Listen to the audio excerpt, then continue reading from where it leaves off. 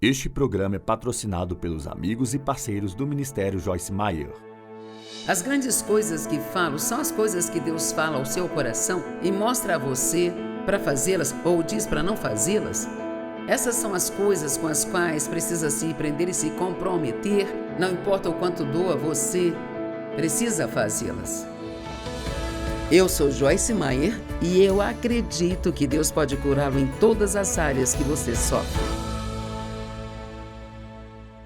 Então, Paulo fala muito sobre entrar no descanso de Deus e entramos no descanso de Deus através do crer. Quando você põe sua fé em Deus, você lança seu cuidado sobre Ele e acredita que Ele cuidará do problema. Agora, isso também inclui fazer o que Ele lhe diz para fazer. Veja, eu acredito firmemente que somos parceiros de Deus. Temos nossa parte e Ele tem a sua parte. Em Efésios 6, há um verso que diz: tendo feito tudo o que a crise demanda, você deve agora permanecer firme em seu lugar. Mas, primeiro você faz o que deve, o que pode fazer, faz o que a crise demanda. Sabe, eu não posso orar para que Deus limpe a minha casa. Não posso orar para que os mantimentos apenas apareçam na minha casa. Posso orar para que Deus me dê o dinheiro para isso, posso orar para que Deus me dê a graça de ir e comprá-los, a energia para buscá-los, mas eu tenho que fazer a parte que eu tenho que fazer. E muitas pessoas não entendem isso, querem que Deus faça o que elas deveriam estar fazendo e tentam fazer o que só Deus pode.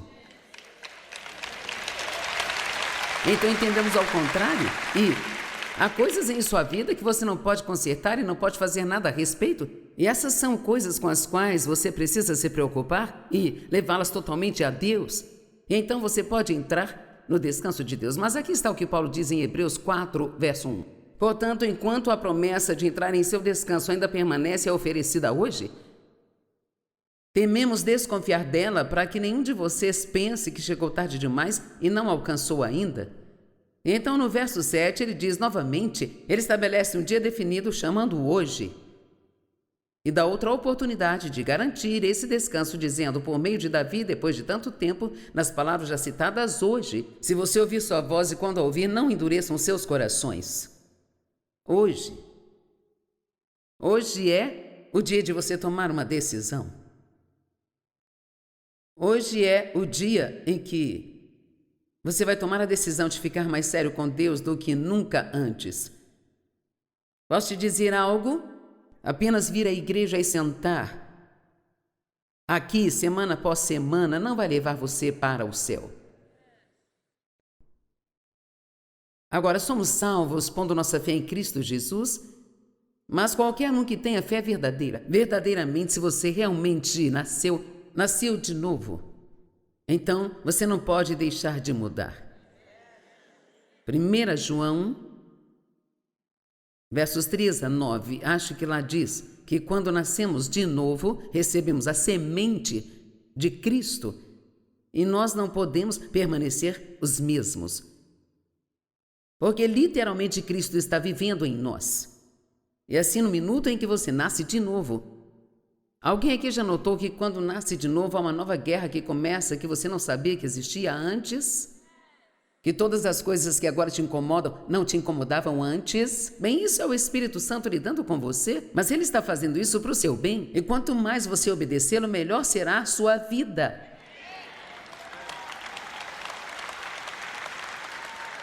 Quero dizer, sabe realmente o que alguém pode querer além de ter justiça, paz e alegria?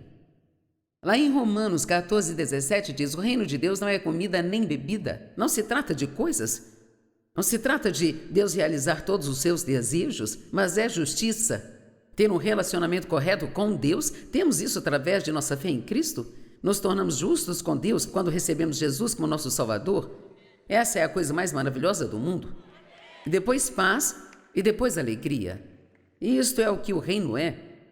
E então, sabe, anos e anos atrás, quando eu tinha todas essas 50 coisas na minha lista de oração que eu ficava pedindo a Deus, coisas estúpidas que eu não precisava mais do que qualquer outra coisa, um casaco de pele, isso e aquilo,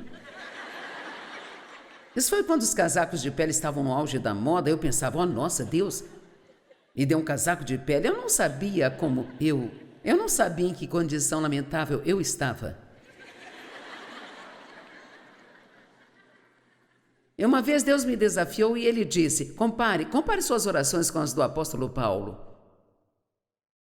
Então fui ler todas as suas orações e sabia que Paulo nunca orou nenhuma vez por qualquer coisa material, nem para si mesmo, nem para a igreja. Ele nunca orou nenhuma vez para que qualquer um dos seus problemas desaparecesse.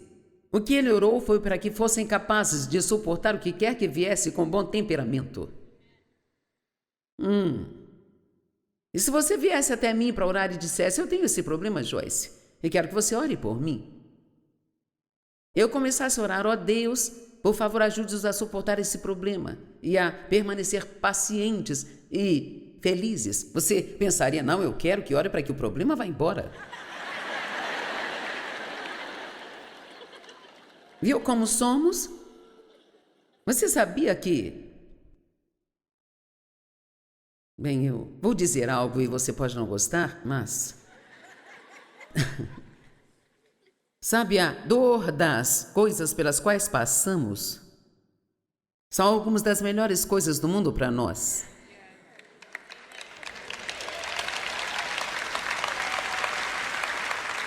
Eu li uma vez e é absolutamente verdade. As coisas que você acha que agora são o seu maior inimigo, entenderá um dia que foram seu maior amigo.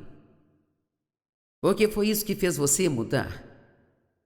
E essa dor que você sente por dentro quando Deus está mudando você.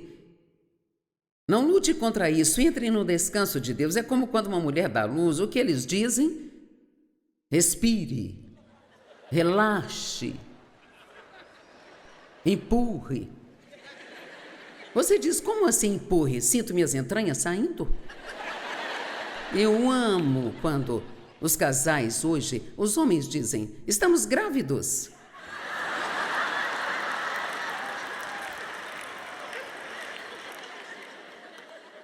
Vamos ter um bebê? Não, você não vai ter um bebê. Você vai ganhar um bebê, mas não vai ter um bebê. Eu ouvi algo fofo hoje, se eu conseguir falar direito. Isso é realmente algo que quero dizer aos homens. Então, homens, isso é importante. Então, quero que entendam.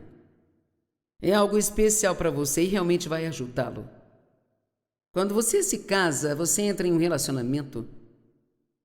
E nos relacionamentos há muita conversa, muitas ideias indo e vindo, e há muitas opiniões. E só uma pessoa pode estar certa. E essa pessoa é chamada de marido.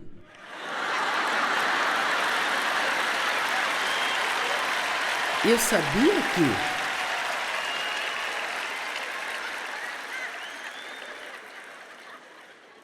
tinha casado com o senhor certo, só não sabia que seu primeiro nome era sempre.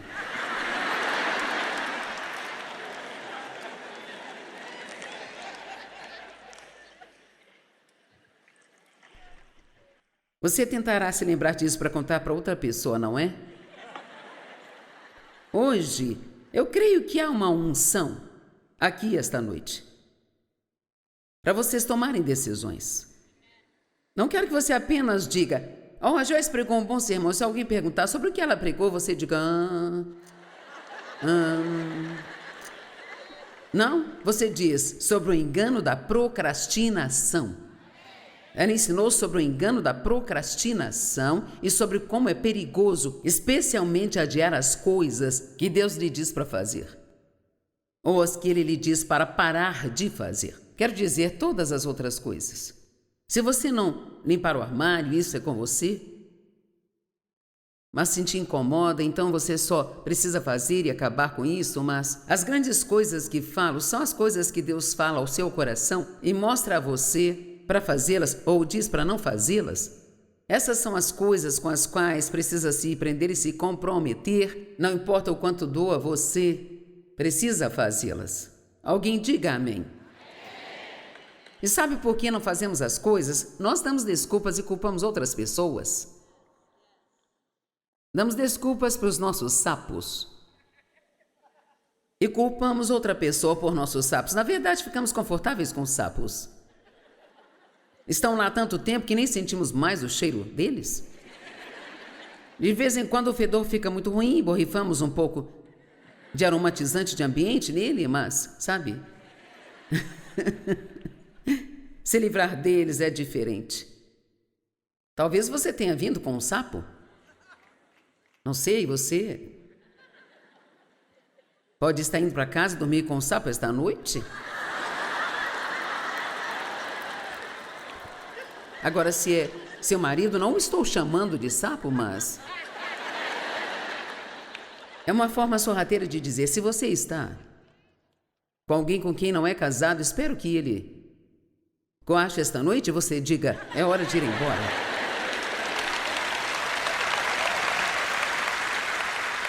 Eu não me refiro a coachar como engasgar, mas sabe, eu gostaria de saber imitar o som do sapo, mas eu não sei. Não deixe alguém tirar vantagem de você assim. Sabe, às vezes nós temos tantas coisas estúpidas por aí e nos acostumamos tanto com elas que nem percebemos que nós ainda as temos. Ou temos comportamentos em nossa vida que são muito desagradáveis, mas nós nos acostumamos a nos comportar daquela forma e assim ninguém nos confronta, apenas nos toleram, sabe? Eu tive um relacionamento uma vez com alguém para quem eu trabalhei e ele era um cara controlador. E eu não queria perder minha posição, fiquei debaixo desse espírito e estava sofrendo com as coisas sobre o meu pai, que também era um manipulador e um controlador. E alguns anos se passaram e eu entendi que estava sendo controlada e realmente fiquei brava com aquele homem. E você sabe o que Deus me disse? Ele disse, é tanto sua culpa quanto dele porque você o deixou fazê-lo. Veja, nós gostamos de culpar todos os outros, mas sempre há uma responsabilidade de ambos os lados. A história tem sempre os dois lados, sabe? Em João capítulo 5, vemos um homem que estava deitado à beira de um tanque há 38 anos esperando um milagre. Uma vez por ano, um anjo vinha e agitava aquela água e aquele tanque se chamava o tanque de Betesda. E quem entrasse primeiro era curado.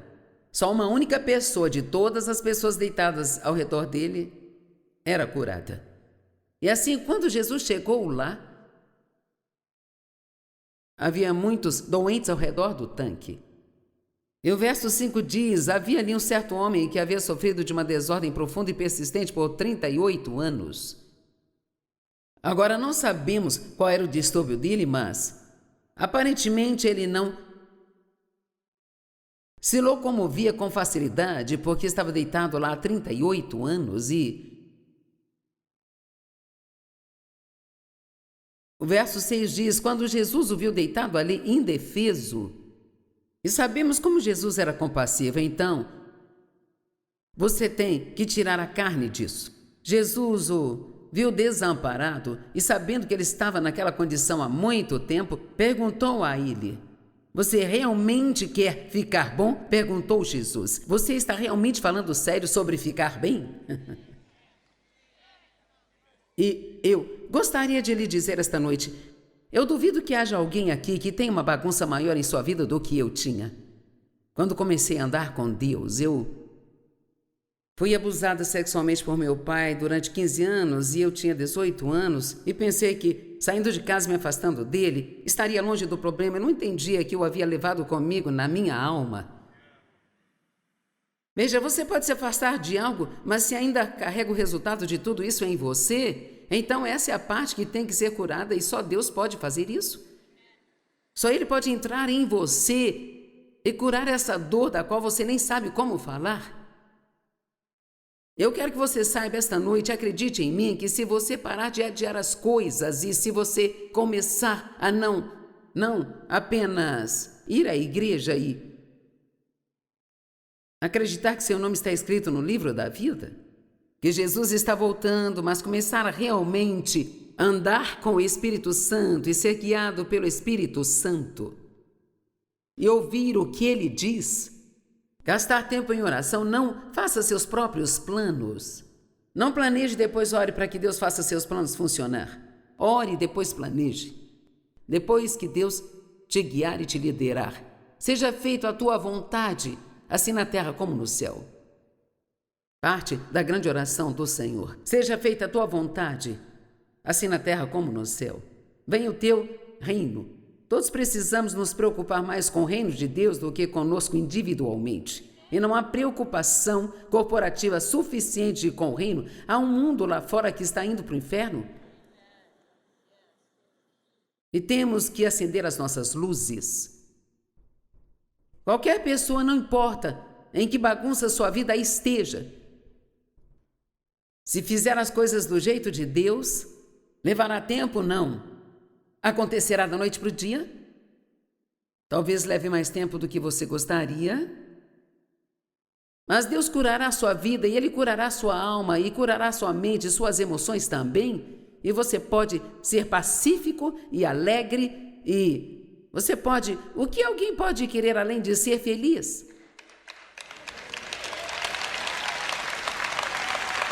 Sabe, não é uma casa grande que você quer, um carro novo ou uma promoção no trabalho. Você quer ser feliz? Quer acreditar que tem um relacionamento correto com Deus, que Ele te ama? Deus ama você. E aquele homem deitado lá, Jesus perguntou, você realmente quer ficar bem? Então eu pergunto esta noite, você realmente quer ficar bem?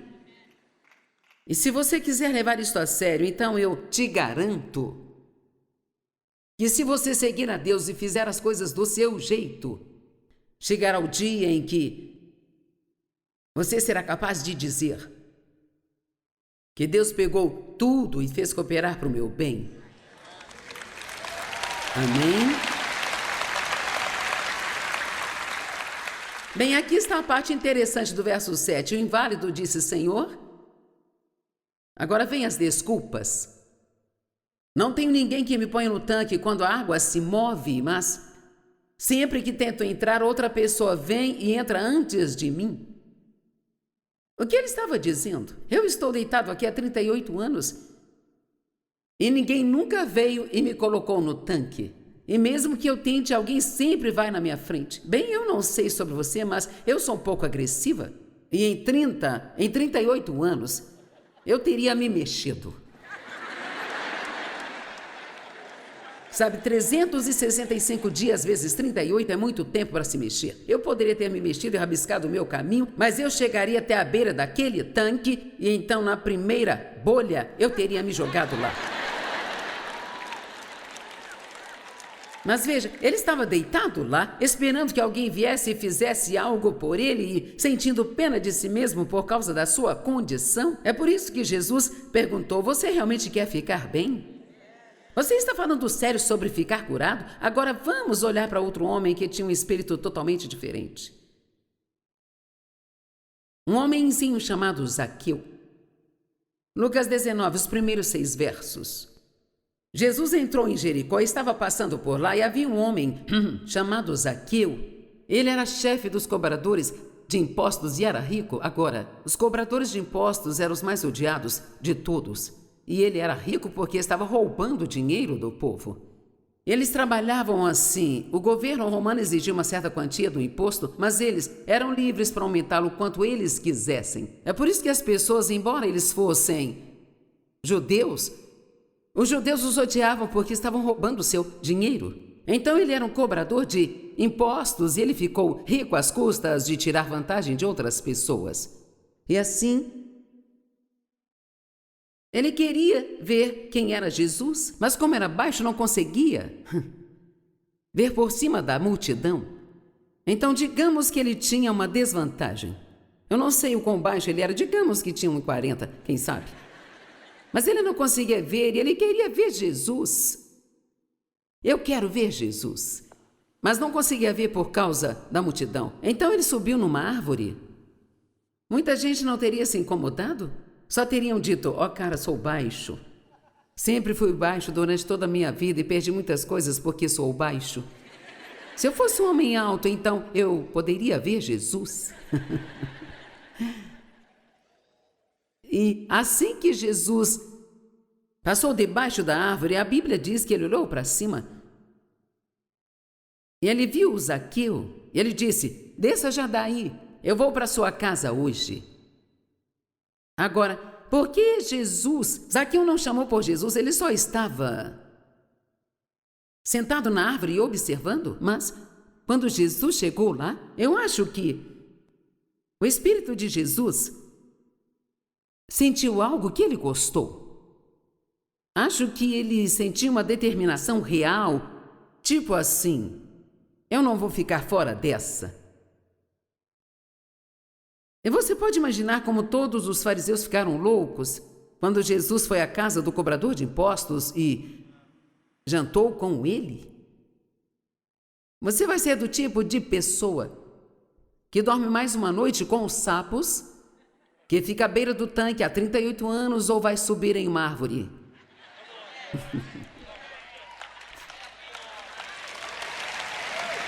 Amém? Qual será a sua escolha?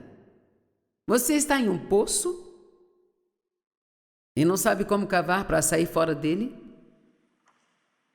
Vou terminar com uma pequena história.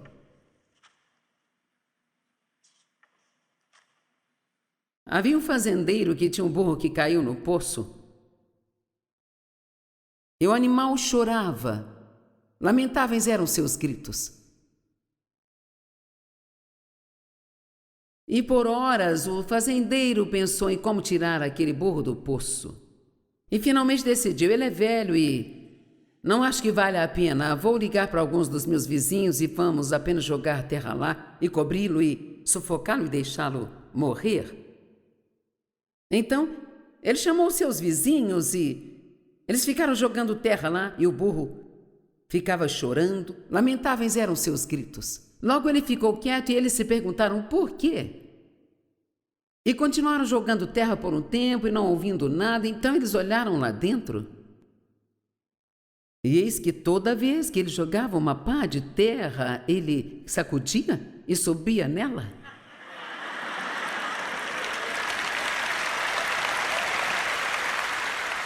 E eles jogaram tanta terra nele que a terra subiu até o topo do poço e ele simplesmente saiu e foi embora.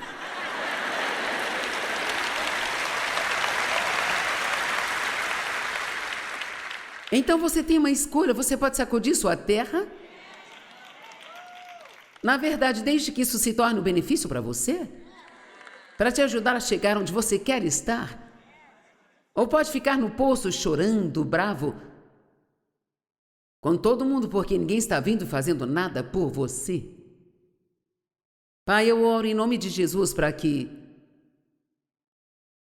as pessoas aqui esta noite que não te receberam tomem a decisão de que esta noite é para elas fazerem isso. E que as pessoas que realmente não se renderam totalmente façam isso e que você as encha.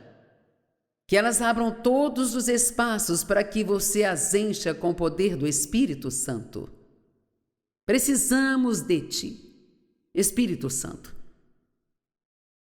Precisamos de ti. Eu oro para que as pessoas tomem decisões sobre coisas que elas sabem que você falou com elas e elas não fizeram. E que elas comecem a te obedecer. Eu peço essas coisas em nome de Jesus. Amém.